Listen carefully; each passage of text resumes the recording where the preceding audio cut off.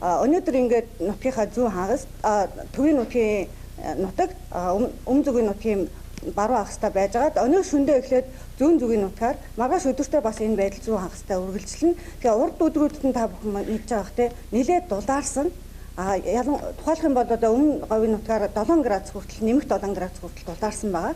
За тийм учраас нөгөө дулаарлын араас орж ирж байгаа цасны хувьд бол бас жоохон харцангуй их орчих гээд байдаг. Тийм учраас одоо нутгийн зүүн хагастай бол хурд хүнсний хэмжээ 2 өдөр одоо шөндөө болон өдөртөө орох учраас жоохон болгоомжлох шаардлагатай байгаа. Тийм энэ дээр анхаарах хэрэгтэй.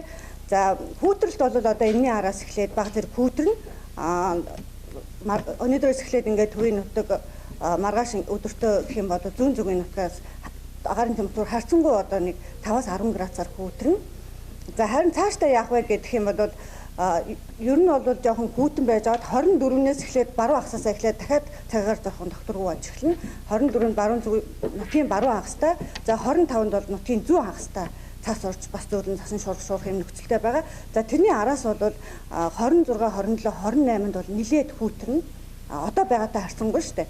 Нилээд хүүтрэн. За тэгээд ялангуяа энэ хүүтрэлтийн гол цөм нь бол зүүн аймагуудын нутагтаар байна. За та бүхэн анзаарч байгаас тэгээд цасны хэмжээ бас зүүн аймаг дээр нэлээд харьцангуй их байх нь бас хүүтрэлтийн хэмжээ бол бусад нутгуудаас харьцангуй зүүн аймагтаар бас их байх нэ. За энэ хүүтрэлтийн үеэр би яг температур ямар байх юм бэ гэдгийг та бүхэн танилцуулъя. За нөгөө хүүтэн байдаг тийм